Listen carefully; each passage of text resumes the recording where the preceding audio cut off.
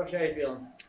A little numb. Yeah, it's interesting finishing your last game for a while. So yeah, I don't know. I've never experienced it. I've tried to draw some of Simo. He did his calf in his last game. So the biggest thing he told me this week was don't get injured. So I didn't kick 8 either.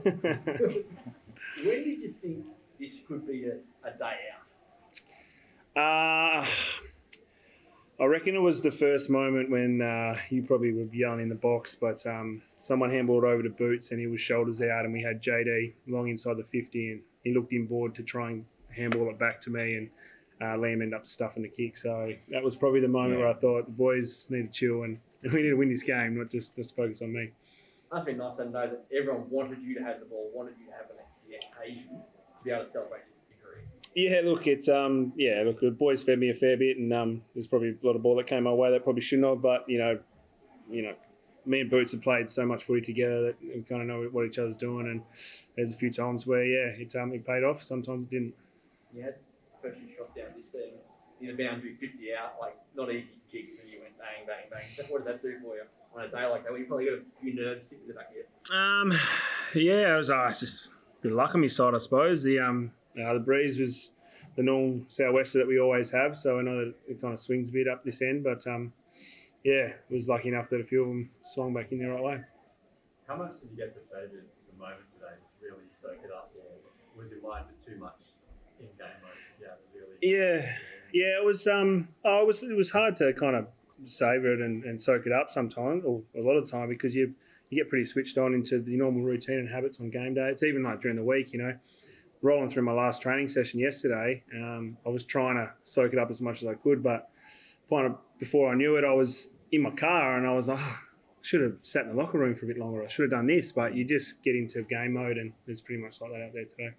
There's a lot of emotion, Josh, in the build-up and again after the game. Did that sort of get to you after the game in the rooms? How did you feel? Oh yeah, here and there through the whole game. Really, it's there's a few times pre-game, a few times at halftime, bit at the end. So yeah, just all little moments where you know it's finishing. But I'm so grateful that I was able to finish, I suppose, on my terms, thanks to Simo and the club, and I'm able to have a game like that where it was even though we didn't get the win, it was great to be out there, and it was a good contest. It was just a good game. I love being a part of those games. So whether you win or lose, it's just good to be a part of a good game.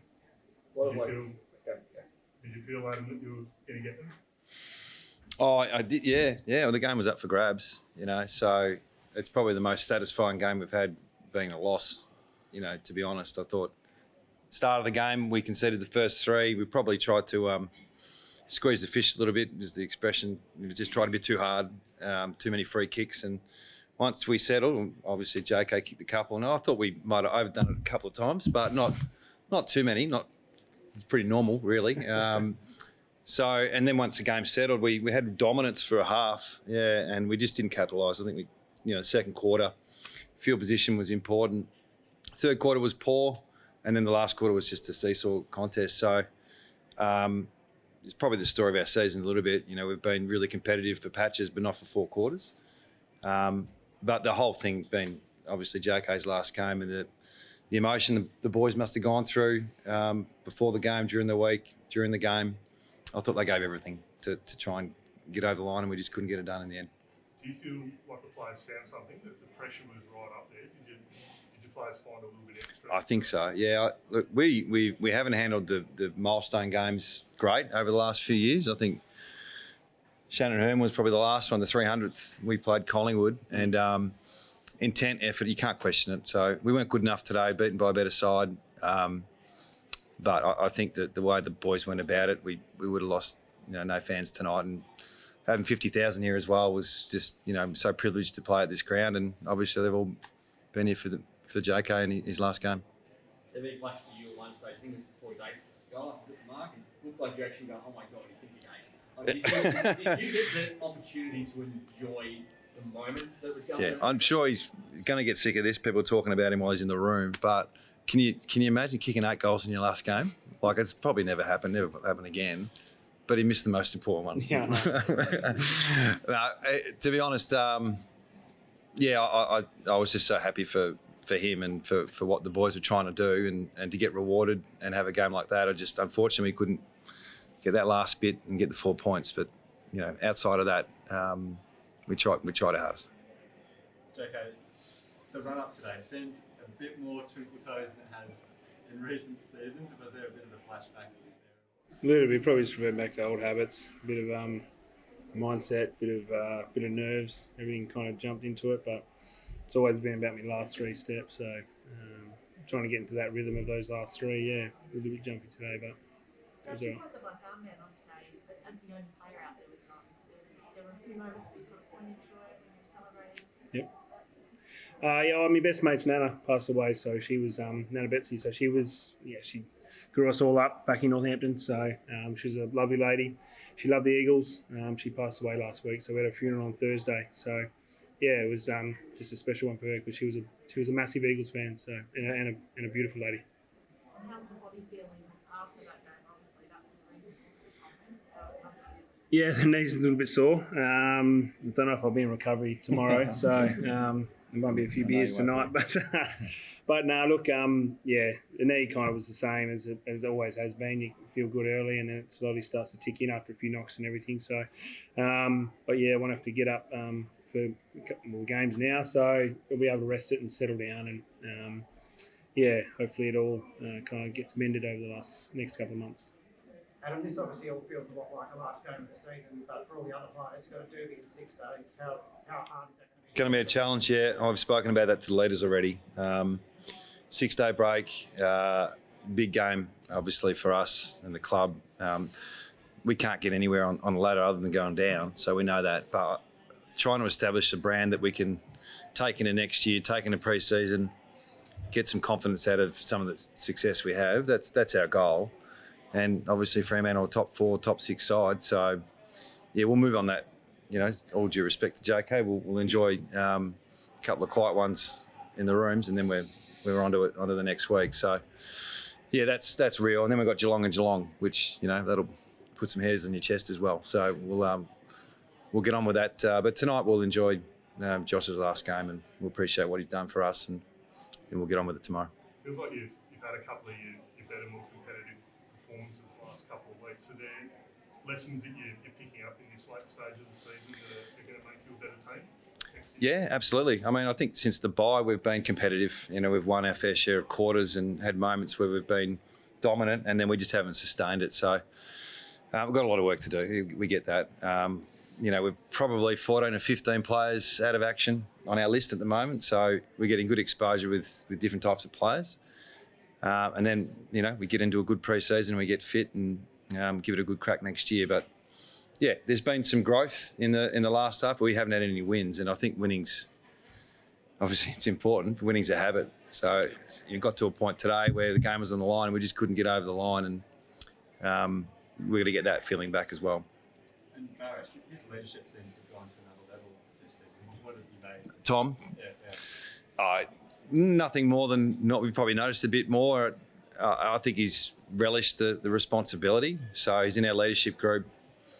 I think he had another terrific day today. And I'm not surprised, I suppose. I think he's been developing for a while, under the guidance of some of our other leaders. And now he's flourishing. So, and he's delivering on field. And Jacob, just in terms of the future of West Coast in the next few years, where do you see the club going, and what gives you hope that, I guess? Well, there's no hope, mate. It's all positive. This football club's been through the cycles of footy for the last 36 years, and we've been able to pull ourselves out of being down the bottom and playing a lot of finals and grand finals, and won 4 flags in the space of those 35 years. So, been a pretty successful club. The high standards have always been there. Energy from Simo, from day dot, has sparked a lot of guys in their development over the course of this back end of the year, and I have no doubt they'll take a lot of positives into the pre-season. You talk about Tom Barrass, he's starting to entrench himself in the walls of the football club. Bigger picture, the buy-in, and a lot of our guys are doing that, especially those mid-tier guys who will come through, and they're hitting that sweet spot of being able to play good footy, but then also spread the love and their experience and show the guys, that it is about the football club and the bigger picture side of it. So it's pretty exciting. I'm actually going to really enjoy watching over the next couple of years, sitting up in the stands, having a beer, giving my 2 bobs, probably mentioning Simo here and there. But I have no doubt the boys will be back playing finals in the next couple of years. Biggest crowd of the season today, Josh, and it felt like even more than the 50 that we hear. What did the farewell from the fans mean to you? Oh, mate, it means, it's funny that we as footballers, we're out there, we perform, and it feels sometimes, I reckon the consensus is that we give a lot to the fans, but to be honest, they give us so much. They make our game great. They're the reason why we can play football. And this is it's the away fans as well, not just home ground. It's the away. It's just all the fans of the AFL. They give us so much, and I've been so lucky over the course of my career with our fans in West Coast, and it brings a tear to my eye sometimes, just how much they actually give to you over your career. So can't thank them enough. Just on the last 2 weeks, as you said, you can't go up. So is avoiding the spoon a single aim? Sorry? Is avoiding the wooden spoon sort of the aim? Not necessarily. Obviously, there you go. Nailed that. Look, we just want to improve. So no, that's not necessarily the goal or the objective. I think we just want to play as well as we can with what we've got and keep growing and learning. So yeah, that's where that's at. Last thing, just from my point of view, I know you're going to hate this, mate, but he's got a testimonial on the 7th of October. He's going to be there. You're going to be there? I'm going to be there. So, contact the club if anyone wants to come and say goodbye. There's an opportunity to do that. I think it's at Crown on the 7th. So tickets are selling fast. Get into it. Thanks, guys. Thanks, JK. Thanks, guys. Thanks for everything.